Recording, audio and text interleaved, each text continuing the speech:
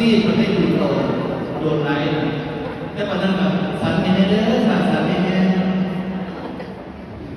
ดีที่ผมอ่านมาเอาไว้ใช้ว่าการไล่การบอกกันมาเดี๋ยวแต่ว่ามีอย่างดอก มาไปที่นี่ก็ไปเดินไปที่นี่ไปทางเก็บถามดูแล้วเดินไปไหนปฏิบัติเปิดทางไปเลยไปวันอาทิตย์นี้เดินทางไปถึงพวงโคราชโอ้ป้าเป็นวันที่13 14กันเป็นทั้งใบเนี่ยยศพรไปทุกคนละเพราะว่าที่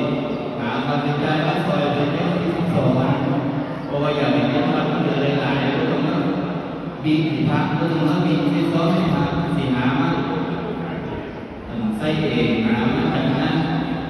บวงสรวงวันที่13พิธีกับกิจการ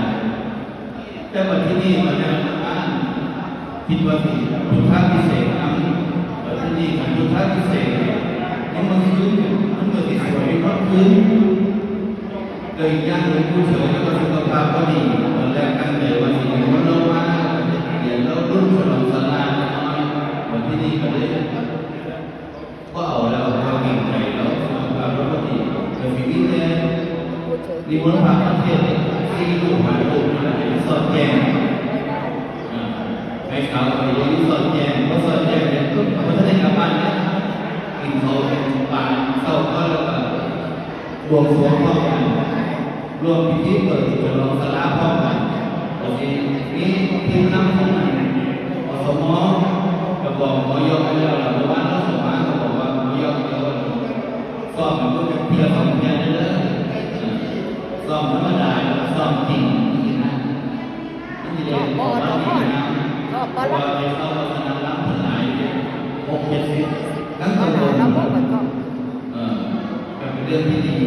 มากๆเลยเป็นเพราะแม่ทั้งตำบลก็ตำบลขึ้นโคตรดีที่ส่วนรวมกับฉลองสลาเขาเบิดตำบลก็เอา แล้วก็การมาทำอาจารย์สิวิชาภาษี